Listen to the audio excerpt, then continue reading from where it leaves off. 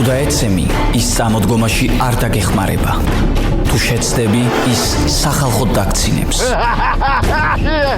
ის ნერვებზე თამაშის ვირტუოზია და კოჟრებზე დაბიჯების დიდოსტატი. ის შეიარაღებულია მიკროფონით და ძალიან საშიშია.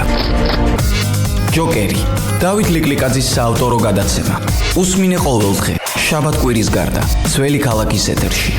ჯოკერი, სასაცილოა.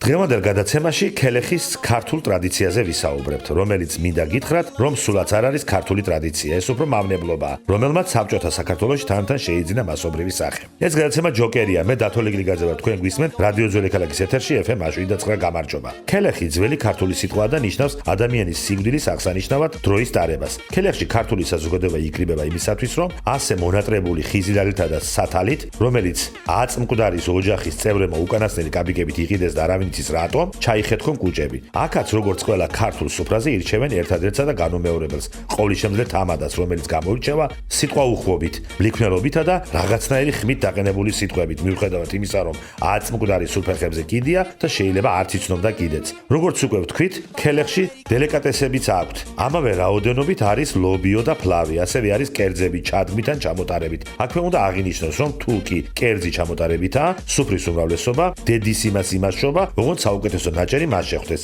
რიტუალი როგორც წესი საბანკეტო დარბაზებში იმართება ხოლმე და მისი დასრულებისთანავე ჭირისუფლებს მეტისმეტი გულდასმით ემშვიდობებიან, რომ მათ ხომ ასე შესტგიოდათ გული გარდაცვლილზე. ამ დროს ძირითადად ეს ფრაზები ისმის: აწი სულ ხინში მოსულიყავით, რა სიზამ ახლა სამსახურში გამოხვალ ხო? აბა რა, რას გააკეთებ სახში ჯდომით, რა სიზამ ყველაფერს ვერ იზამ, თავის მოკლა გვიშველის თუ არა კი ბატონო.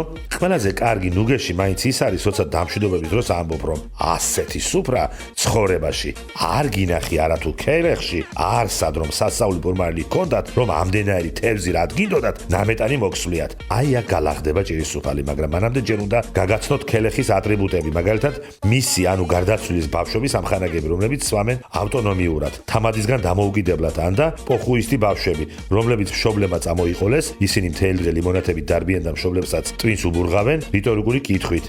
მა, როდის წავალთ?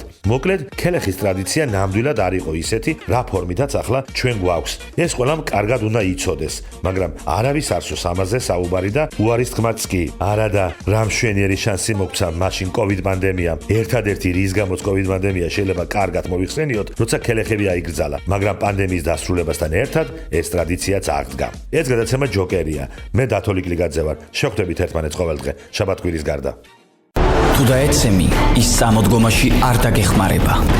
თუ შეცდები, ის სახალხოდ დაგცინებს. ის ნერვებზე თამაშის ვირტუოზია და კოჟრებზე დაბიჯების დიდოსტატი. ის შეიარაღებულია მიკროფონით და ძალიან საშიშია.